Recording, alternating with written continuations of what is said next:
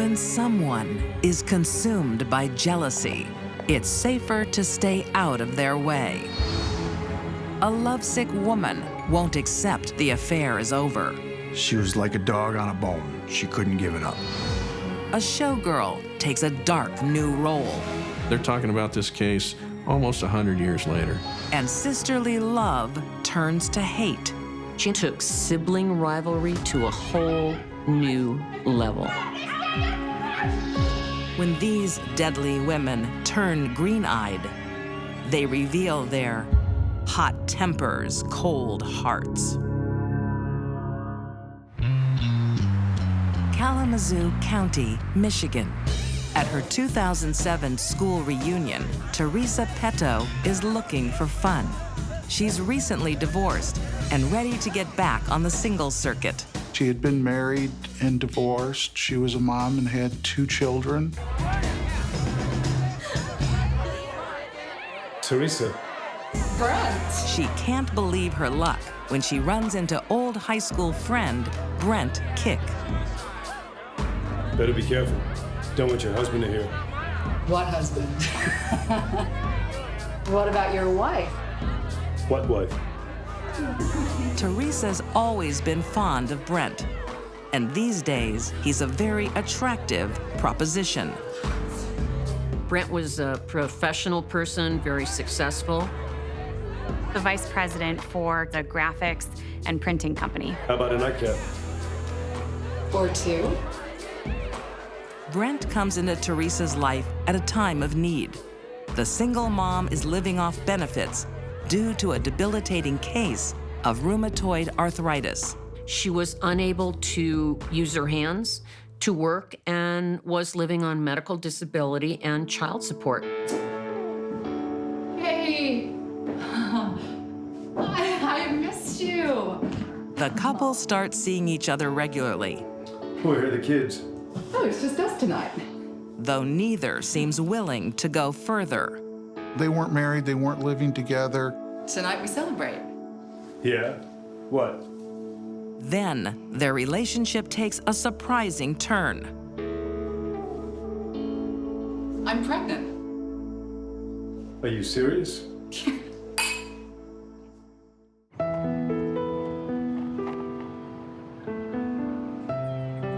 Teresa thinks this may turn their regular dating into something more permanent. So where are we going to live?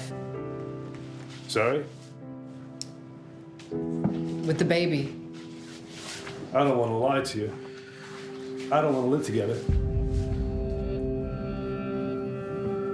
It's not what Teresa has in mind. Go! Go!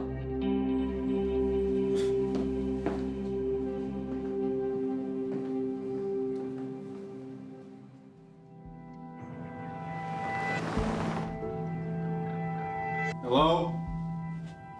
I'm in here. Brent becomes a father, but he doesn't move in.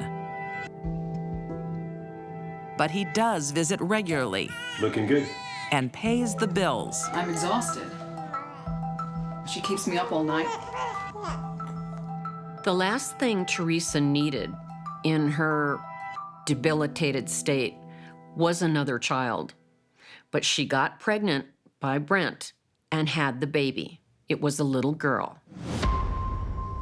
Now, a single mother of 3, Teresa is stretched physically and mentally. But it gets worse.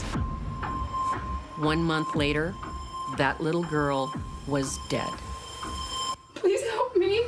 I don't know what to do. My baby is blue. The baby was not breathing and had passed away. She had no idea what happened to the child.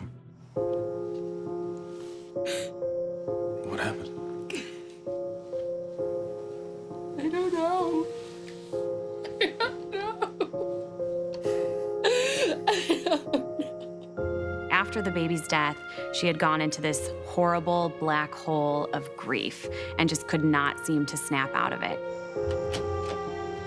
Their daughter's death takes a heavy toll on the pair. Where have you been? I said I'd be an hour. Do you have any idea what I've been through? You're not the only one. But I need you here with me. Teresa is now emotionally dependent on Brent. And that became too much for Brent Kick to deal with. Teresa. I need you with me. What? I need some space. But her demands only drive him further away. Stop! Brent eventually breaks up with Teresa.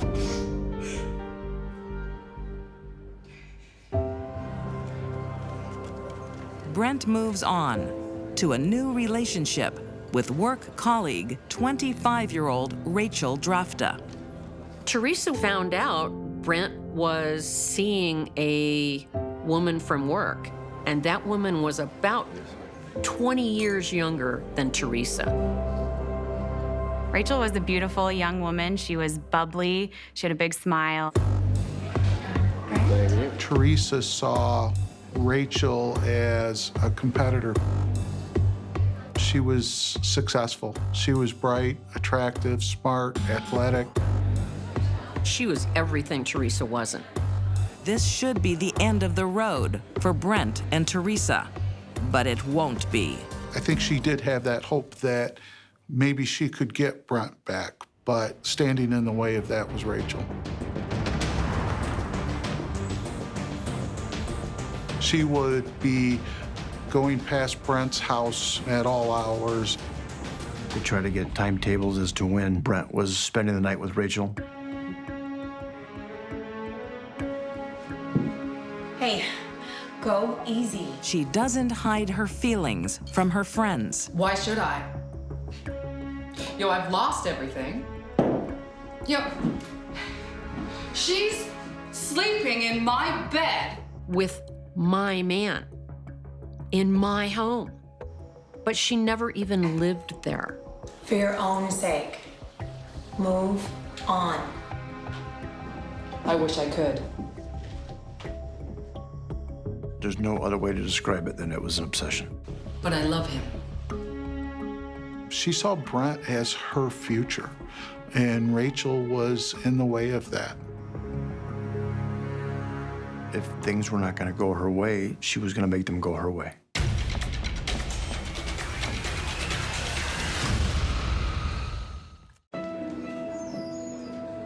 In Portage, Michigan, 43-year-old Teresa Petto can't accept her relationship with Brent Kick is over. She blames the new woman in his life, Rachel Drafta. Teresa starts stalking them. And she begins to work on a plan.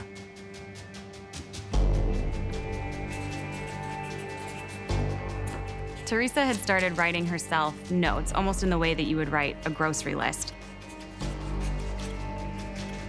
I don't think there was any conclusion that would allow Rachel to live. I think the ultimate plan by Teresa was to kill Rachel.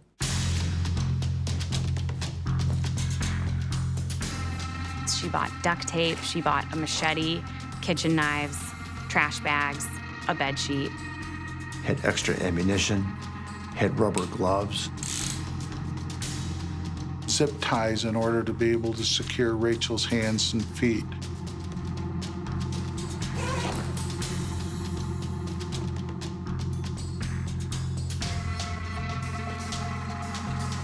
She planned it, she believed it, she took action on it. In some warped corner of her mind, she believed that Brent would come back to her if Rachel was gone. Dawn breaks on June 24th, 2015. Teresa has chosen the 4th anniversary of her baby's death to put her plan into action. She had parked her car a couple of blocks away.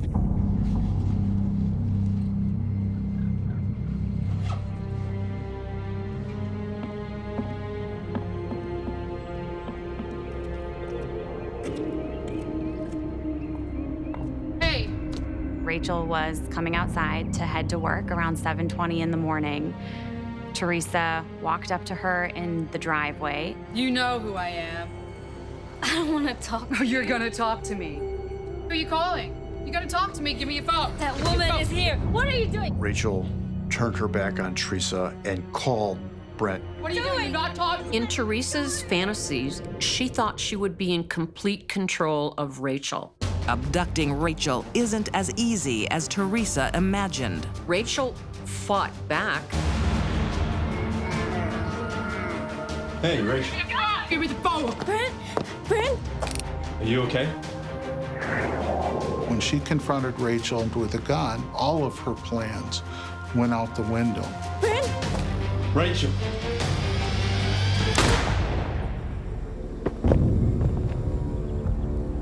So she shot her. Rachel!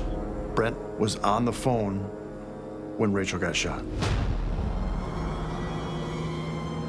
It's not just Brent who hears the shot. Neighbors do too, and they call the police, who arrive in minutes. 29213 18th Avenue South. There she is. Teresa was within 200 yards of where she shot Rachel. Get down on the ground. And when they search Teresa's car, they know they have the killer. The evidence in Teresa's car was huge. She had duct tape, she had zip ties, she had weapons, and she had handwritten notes to herself about the murder. We don't deal with murder cases on a regular basis where we come across a plan, a written down plan. Despite Teresa's meticulous efforts, her plan serves only to help convict her.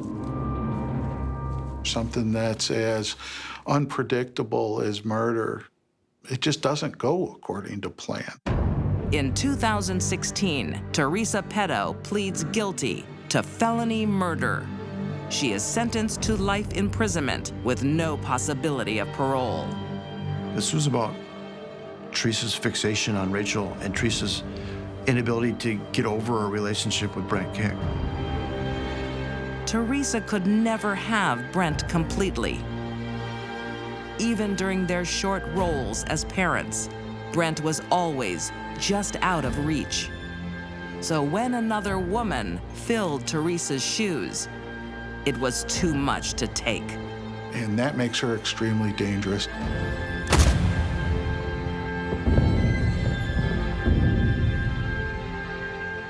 Teresa was proud of what she did. She told another inmate, "She's dead and I'm happy about it."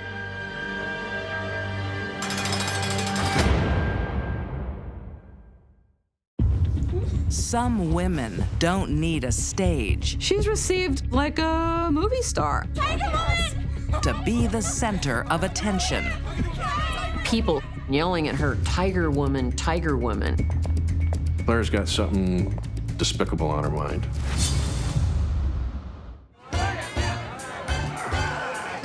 It's a classic American story of the showgirl. She came here with Hollywood dreams. Big eyes, big aspirations. And the oilman. He was selling oil stocks, and he was doing very well at it. He's here again. He's hooked. She is 18-year-old Texan bombshell, Clara Weaver. She was beautiful and she was talented. I think she liked to be the center of attention, and she felt best when she was. Don't look so eager. Okay? Okay. Keep cool. Okay. I told you you'd enjoy it. He is Armour Phillips, a young gun getting rich on California's black gold. That was amazing. Thank you. I could watch you dance all night. Play your cards right, and maybe you can. They both had big dreams, in part because they were both exceptionally good looking. Would you like to dance? I would. Thank you. Clara and Armour began their relationship when they were only adolescents, but they had a deep love for each other.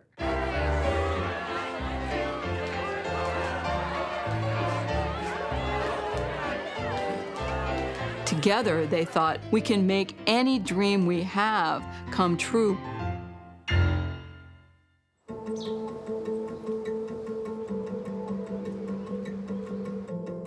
With glamour and money, the newly married couple have the world at their feet. I'm not. Bought a big home. Okay, open your eyes. He bought expensive things. He appeared to shower things upon Clara. A housewarming present. As much as Clara loves the stage, this showgirl has a new career as Mrs. Phillips. She gave all of that up to be home with Armour all the time. My high kicks are for your eyes only. But oilmen don't get rich by staying still. Armour is often away on business, leaving Clara to entertain herself. But she has her friend, Peggy Caffey. And this is the formal dining room. You really struck gold. Well, oil, actually. You know, it's all Armour ever talks about. When he's here, that is. As a showgirl, Clara had the attention of men whenever she wanted. Now she's feeling overlooked. Clara always seemed to be insecure where Armour was concerned. You know, I gave up everything, and he's never here. She carried around this insecurity about their relationship from the beginning. Is he working long hours? So he says. Absence doesn't make Clara's heart grow fonder. It makes her mind suspicious. Armour's activities definitely led to some suspicions about their relationship, about their marriage, and where she stood. Where there's smoke, Mrs. Meadows. Armour does have a new fire in his life. His 19-year-old neighbor, Alberta Meadows. Mr. Phillips, what brings you here? You. I'm so sorry about your husband. He was a good man. Should we take a walk? Sure.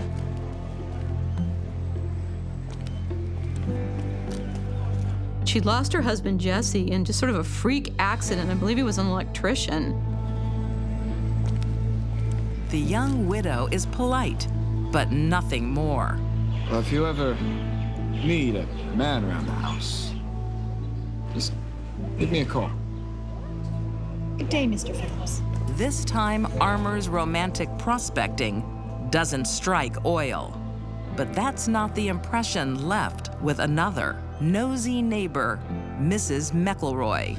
The woman was just an unbelievable gossip. If it sounded salacious and it might cause someone to be uncomfortable or unhappy, she was there with the tale. Thanks, my dear. So, how's married life? I'm very lucky. Armour spoils me rotten.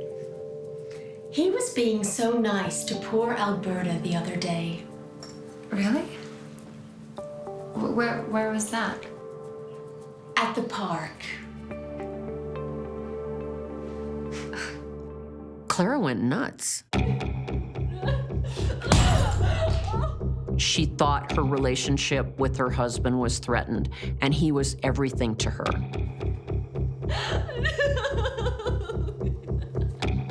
What's the matter?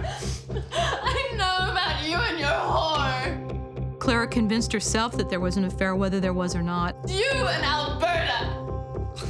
That is nonsense. You're crazy. Right, I'm not crazy. You can't. No. She became obsessed. It's all she could think about.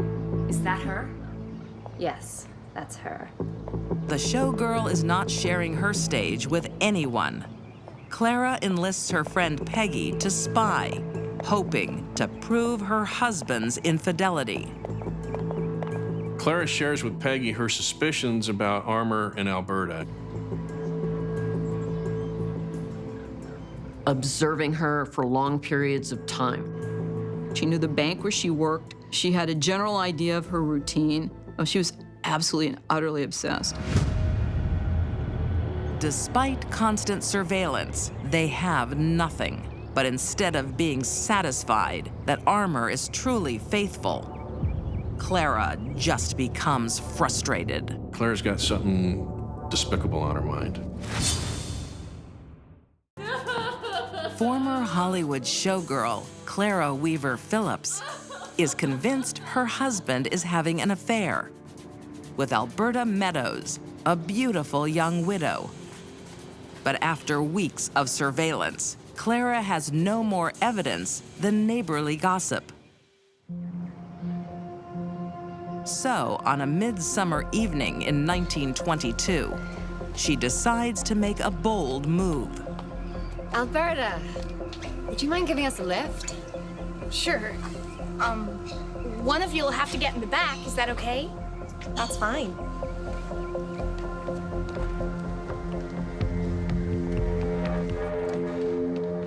Alberta's kind and generous offer would be the worst mistake she ever made.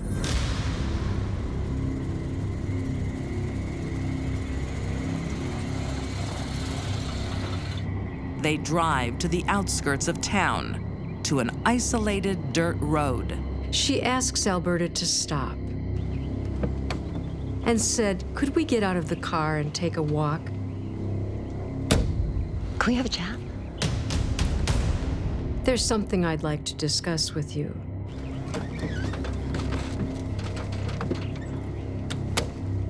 Immediately, Clara's demeanor changes.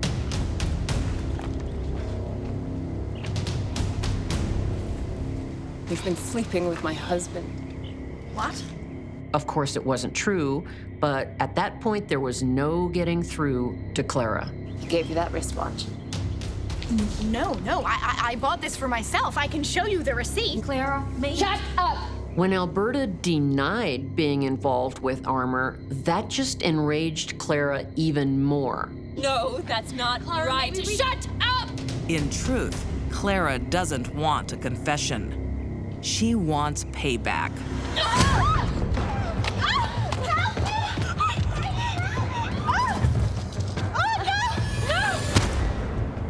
A hammer delivers a huge amount of force to a very small area. Help me! Striking somebody with a hammer, particularly on the head, is meant to kill. She hits her in the head over and over and over again. I will destroy you. I will kill you. You will no longer exist. As if to bury her victim, Clara fashions a macabre headstone. So she goes to the side of the road and gets a large rock. There was no good reason to roll that 50-pound boulder onto Alberta's chest.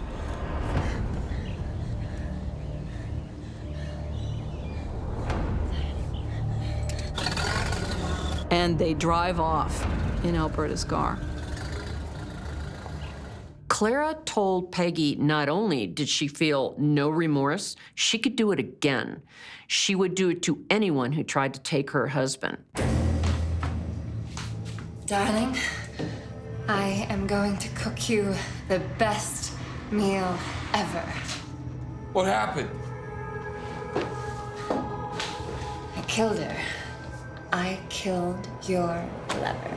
In a way, it was like saying, "See, Daddy? See what I did for you? See what a good girl I am?" Armour has to think fast. Does he protect his wife or turn her in? She thinks that Armour should be likewise pleased because it proves her devotion, her love. Remember, train to Arizona, then get across the border.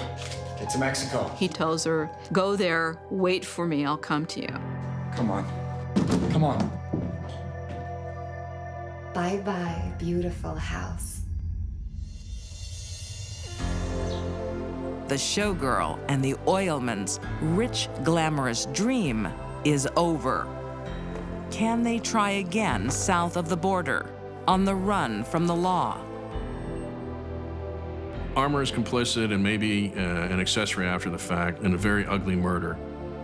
Or does Armour cut Clara loose? Armour thought better of what he was doing and actually turned her in. Operator, I need the police. Accused by her own husband and her best friend, Clara is caught dead to rights. But there'll be one more show. Get away! Tiger Woman! Tiger Woman! Look at the camera! Beautiful! Look at the camera! Tiger Woman! She was met by people who were screaming and yelling at her, "Tiger Woman, Tiger Woman." Because everyone described Alberta Meadows' body as being like it was mauled by a tiger, and hence Tiger Woman. Tiger Woman! She's received kind of like a movie star.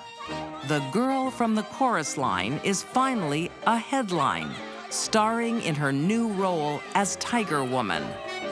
She felt like a celebrity. She was a celebrity.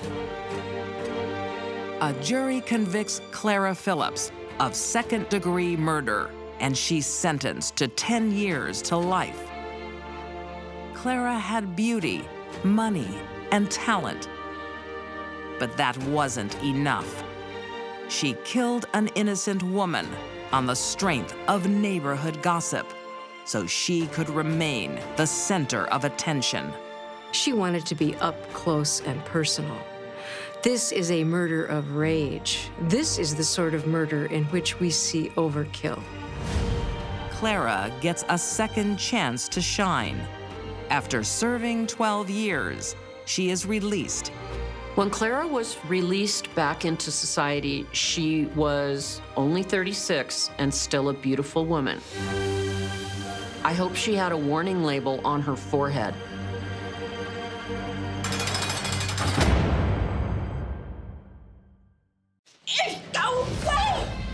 Simmering jealousy can come between siblings.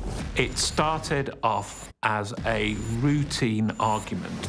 Bringing down wrath from a twisted sister. Took sibling rivalry to a whole new level.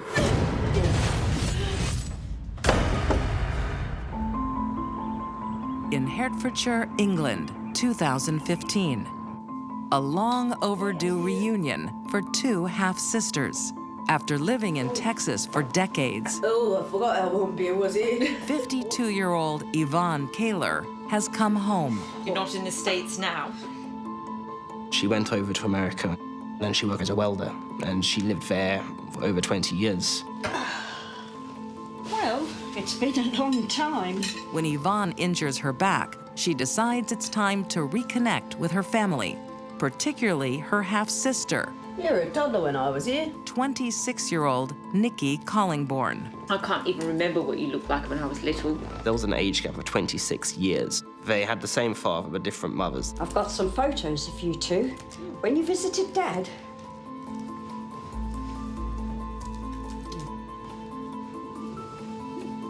The sisters want to make up for lost time. How long you staying? That all depends. You can stay as long as you like. Nikki invites Yvonne to move in with her. Thanks, sis. They felt almost a kind of obligation to each other because of the blood connection. Family means everything to Nikki. She's single and dedicates her time to caring for her elderly grandmother and ailing mom.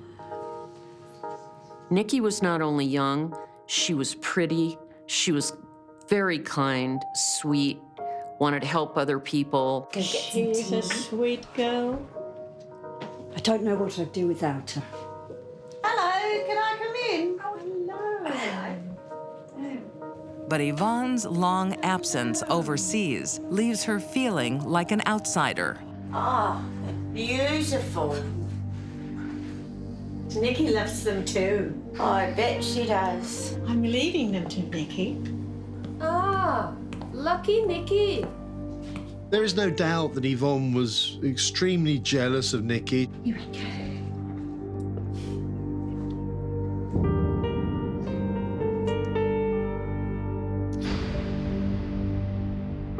I think there was a bit of jealousy. When they move in together, it becomes clear. Apart from a father, Look at all this mess. they have little in common. Be back soon. Don't expect me to clean up. Yvonne suffered quite a serious back injury working as a welder in the United States, which inhibited her movement. What the hell was it? She exploited it for all that she was worth. Make me a cup of tea, will you? Can't you even do that? I'm a sister, you are. Despite being blood relatives, they didn't get on all the time. When their grandmother dies and leaves Nikki her precious doll collection, this only creates more tension. What's wrong? Just thinking about Nan. I miss her. The dolls were of great sentimental value rather than monetary, but they were very important to Nikki. Really spoiled you. No, she didn't.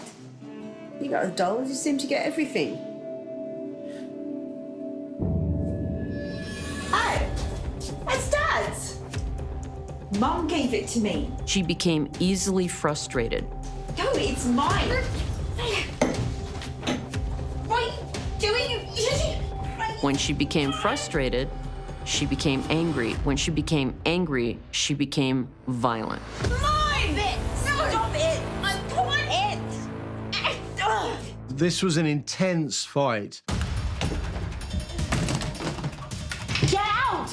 Nikki told Yvonne that she was out of her life and out of her apartment. You easy! Get out of here!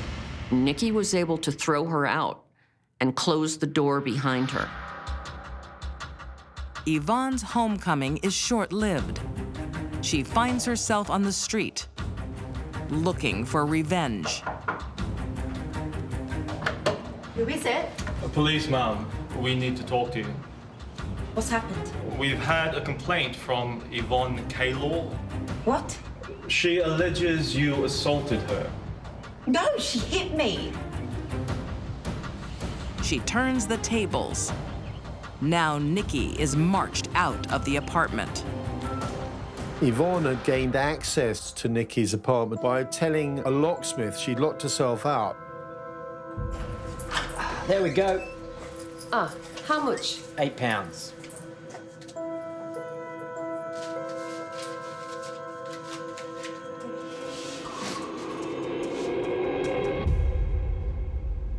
She's come for one thing: Nikki's beloved doll collection.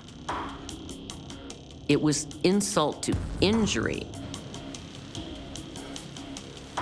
The fact that she went back for the dolls says a lot about psychological motivation for this and the kind of person she was. Unstable, almost kind of childish character.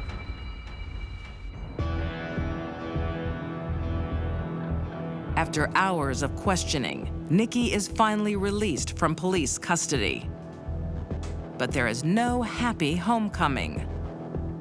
The fact that the dolls had gone led to her immediately suspecting that the culprit was her older half-sister. It's the last straw for Nikki. She won't be the victim anymore.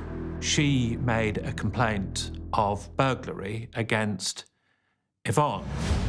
The sisters become two trains heading in opposite directions on the same track. Yvonne's an out-of-control, troubled, disturbed, mean snake.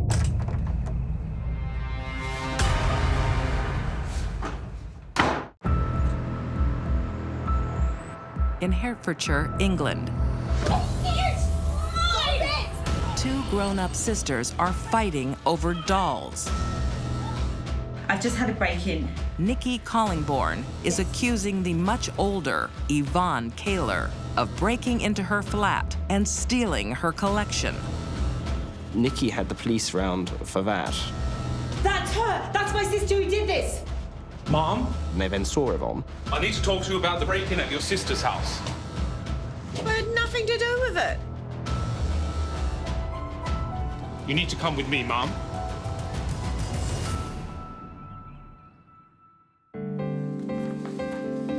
The police trace Yvonne's phone call to the locksmith. Do you recognize that number? It's the locksmith who got to break in Nikki's flat. I had nothing to do with it. Yvonne denied ever meeting the locksmith.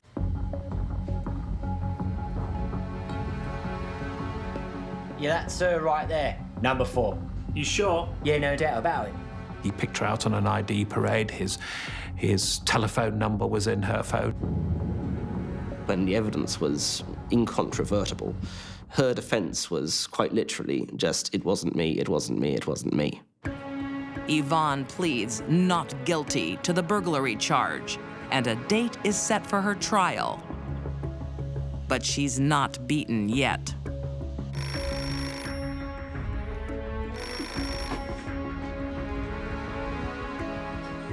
Hello? Hi, it's Yvonne. I need your help. Yvonne then called Nikki's mother I need you to tell the police that they are my dolls. and tried to have her lie about to whom these dolls belonged. I don't want you in trouble. But those dolls are Nikki's. No, they're mine. She gave them to me. She actually believed that Nikki's mother would take her side over her own daughter's after she had stolen these things. It's Yvonne. Hang up, Mum. I have to go. No, listen to me. You have to help me.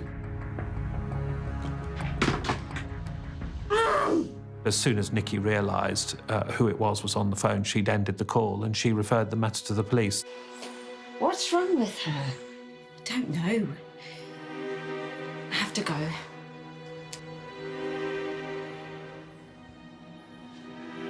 Yvonne's attempt to get Nikki's mom to lie leads to a second, more serious charge, perverting the course of justice. Her implacable denial of being the burglar, followed then by her attempts to make a witness give a false account, made matters infinitely more serious. Yvonne now faces a possible jail term. But before the case goes to court, Nikki gets an unexpected visitor on May 23rd, 2016. So on that date, CCTV footage captured a bizarre image of what looked like a man walking into the apartment block where Nikki lived. Nikki was about to have a shower and was dressed just in her underwear when she heard a knock at the door. This is quite a bizarre, unnatural-looking person. The door is opened by Nikki. She immediately recognises it's Yvonne and tries to slam it shut. Yvonne forces her way into the flat. First, she stabbed her. Nikki was the source of all Yvonne's problems. This was going to be a hands-on killing, no matter what. The finishing blow, it seems, was with this chicken-shaped casserole pot to the head. In the mayhem, Yvonne cuts herself, but still manages to strangle Nikki. Yvonne engaged in 3 different methods, using her hands to kill her sister, Nikki. It was extraordinary in its origins that a relatively minor domestic dispute should have driven her to do what she did. She then adds a bizarre finishing touch to Nikki's body. Nikki was found with this brush in her hand from a dustpan and brush set. And her hand had then been moved to deposit streak marks of blood on the surface of the cupboard door. Yvonne then turns her attention to cleaning up her own blood. A piece of the broken pot has cut her hand. She didn't want to leave items with her blood at the scene, though sadly for her, she didn't manage to take them all. In what universe she possibly thought she'd get away with this? It just boggles the mind, really. That day, Nikki was supposed to be going to visit her very sick mum. For her just to not show up, no explanation for her mum, you know, unheard of. Hello, love. Have you seen Nikki? She didn't arrive today. Members of Nikki's family discover her body the next evening. There was really only ever one suspect. And Yvonne leaves an easy trail for the police to follow. The discovery of Yvonne Kaler's blood on broken parts of the dish that had been used to render Nikki Collingbourne unconscious. The building's security cameras give a clear view of who entered and exited Nikki's apartment and when.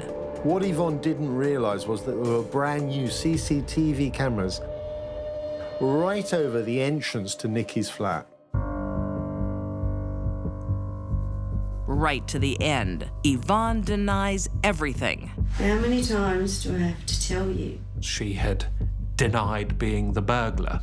Why won't you believe me? She denied being the person who had telephoned Nikki's mother. I wasn't even there. She denied being the person in disguise. But her lies fall on deaf ears. In 2016, Yvonne Kaler is found guilty of murder and sentenced to life imprisonment with a minimum of 20 years. This entire thing came about over the ownership of some dolls between two sisters. It's so strange. The sisters shared a father, but nothing else. Yvonne resented the love and attention her sister Nikki received. Yvonne Kaler took sibling rivalry to a whole new level.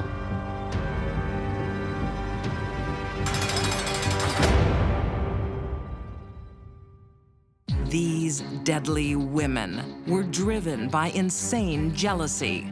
Teresa Petto refused to let her man move on. Clara Phillips took center stage for all the wrong reasons. And Yvonne Kaler envied her young, popular sister. All three women stole the lives of innocent people because they had hot tempers, cold hearts.